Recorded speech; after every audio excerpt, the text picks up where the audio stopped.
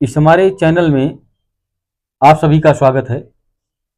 आज हम लोग पढ़ेंगे सामान्य हिंदी के ऐसे क्वेश्चनों के बारे में जानकारी प्राप्त करेंगे जो प्रतियोगी परीक्षा हेतु बहुत ही महत्वपूर्ण प्रश्न है, चाहे वो टीजीटी हो या पीजीटी हो, उत्तर प्रदेश पुलिस भर्ती, होमगार्ड्स या अन्य भर्ती परीक्षाओं में जो हिंदी के क्वेश्चन पूछे जाते हैं उनमें से इन क्वेश्चनों को काफी महत्वपूर्ण माना जाता है। आप देख सकते हैं, जिसे पूछा है नेपाली शब्द में कौन सी प्रत्यय होगी।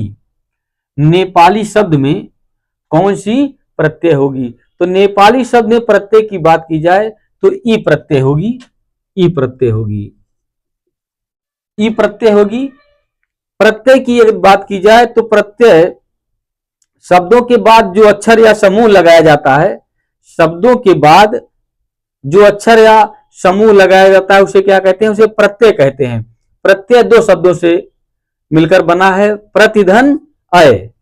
प्रतिधन अय बराबर प्रत्यय। प्रति का अर्थ साथ में और अय का अर्थ होता है चलने वाला। जो अक्षर मिलकर साथ चलता है उसे क्या कहते हैं?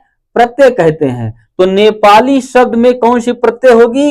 ई प्रत्यय होगी। ई प्रत्यय होगी। नेपाली। कनक कनक ते सौगुनी, मादकताय अधिकाय में अलंकार होगा। बहुत ही दिनों से आप इसको पढ़ते चले आए होंगे। कनक कनक ते सौगुनी, मादकता अधिकाय। अलंकार की बात किया है, इसमें कौन सा अलंकार होगा? यमक अलंकार होगा। क्या है कि एक शब्द पुनि पुनि पढ़े। यमक अलंकार की परिभाषा जान लीजिए। एक शब्द पुनि पुनि पढ़े, अर्थ और ही और, स्वयं का अलंकार है, कहत कभी सिर मोर। यानी कि जहां पर एक ही शब्द बार बार आए लेकिन उसका अर्थ अलग अलग हो, वहां पे कौन सा अलंकार होगा? यमक अलंकार होगा। तो कनक कनक ते सौगुनी, मादकता अधिकाय, इसमें अलंकार होगा।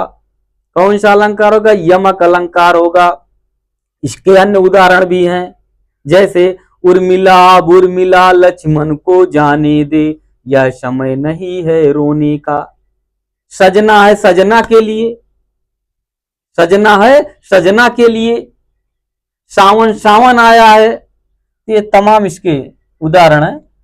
यामा किसकी रचना है? तो ये जान लीजिए यमक अलंकार होगा। यमक। देखिए कह रहा अगला क्वेश्चन, यामा किसकी रचना है? तो यामा बहुत ही चर्चित रचना, परीक्षा की दृष्टि से बहुत ही महत्वपूर्ण रचना, डॉक्टर महादेवी वर्मा। डॉक्टर महादेवी वर्मा की रचना यामा। यामा पर इनको पुरस्कार भी मिला था। यामा पर इनको ज्ञानपीठ पुरस्कार भी मिला था। अगला देखते हैं, जहां वर्णों की आवृत्ति बार बार होती है, जहां वर्णों की आवृत्ति बार बार होती है वहां कौन सा अलंकार होगा? वर्ण यानी कि अक्षर जहां बार बार लगातार आए वहां कौन सा अलंकार होगा? तो वहां होगा अनुप्रास अलंकार। अनुप्रास अलंकार होगा। उदाहरण इसका देखिए, तरन तनुजा तट तमाल तरुवर बहुछाए। तरन तनुजा तट तमाल तरुवर बहु छाए, तो यहां अलंकार होगा अनुप्रास। अगला देखते हैं, हिंदी उपन्यासों की रचना के मूल आधार रहे हैं। हिंदी उपन्यासों की रचना के मूल आधार रहे हैं, तो मूल आधार में होगा अंग्रेजी होगा। अंग्रेजी विषय। उपन्यासों की रचना के मूल आधार कौन से रहे हैं? अंग्रेजी विषय रहे हैं।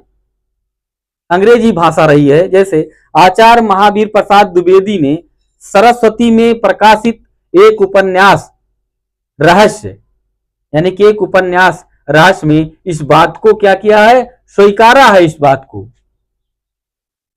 अगला देखते हैं, नई कविता का मूल नाम किसके द्वारा दिया गया? नई कविता का मूल नाम किसके द्वारा दिया गया? तो नई कविता का मूल नाम अज्ञेय द्वारा दिया गया। अज्ञेय द्वारा। अज्ञेय का पूरा नाम सच्चिदानंद हीरानंद वात्स्यायन अज्ञेय। इनका पूरा नाम है सच्चिदानंद हीरानंद वात्स्यायन अगे। अपनी एक रेडियो वार्ता में इन्होंने यानी सच्चिदानंद हीरानंद वात्स्यायन अगे ने इस पद का सर्वप्रथम प्रयोग किया था कि नई कविता का नाम किसके द्वारा दिया गया? अगे के द्वारा दिया गया। कौन सा वर्ण अयोगवाह वर्ण है, यानी कौन कौन वर्ण अयोगवाह वर्ण है? आप जान सकते हैं अन और आह, ये दो वर्ण ऐसे हैं जो अयोगवाह वर्ण कहे जाते हैं। बाकी स्वर की और जो 11 अक्षर हैं, यानी कि इनके पहले जो अक्षर आते हैं 11, वो क्या कहते हैं? स्वर कहे जाते हैं। छोटा बड़ा यानी कि अ आ ई उ ऊ री ए आए ओ आओ तक ये स्वर कहे जाते हैं। स्वर की संख्या कितनी होती है? 11। अयोगवाह कितने हैं? 2 वर्ण हैं, अन और आ। व्यंजन की संख्या कितनी है? 33। व्यंजन की संख्या 33। अंतस्थ व्यंजन कितने होते हैं?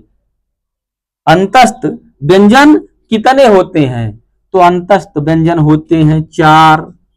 कौन कौन से होते हैं अंतस्थ व्यंजन? 4। या रा ला वा, याद रखना, या रा ला वा। पा ध्वनि का उच्चारण स्थान है। पा ध्वनि का उच्चारण स्थान कौन सा है? तो इसका उच्चारण स्थान पा। देखिए करा पा, पा यानी कि दोनों ओठ मिल रहे हैं, पा। ओष्ठ, ओष्ठ, ओष्ठ ध्वनि। ओष्ठ ध्वनि के अंतर्गत छोटा ऊ बड़ा ऊ प फ ब भ मा, प फ ब भ मा आता है। अच्छा कोई ऐसा शब्द बताइए जिसमें दोनों ओठ न चिपके। एक शब्द बता दीजिए। डैडी, डैडी, जैसे वह डैडी। चलिए अगला देखते हैं। उत्तर दक्षिण में कौन सा समास होगा? उत्तर दक्षिण में कौन सा समास होगा? तो उत्तर दक्षिण जिनको पता होगा वो तो तुरंत पहचान गए होंगे। योजक चिन्ह लगा हुआ है। इसकी सबसे खास ट्रिक है योजक चिन्ह बीच में लगा हो। योजक चिन्ह जो 2 शब्दों के बीच में लगा हो तो इसका मतलब याद रखना द्वंद्व समास। द्वंद्व समास, द्वंद्व समास होगा। कौन सा समास होगा? द्वंद्व समास होगा।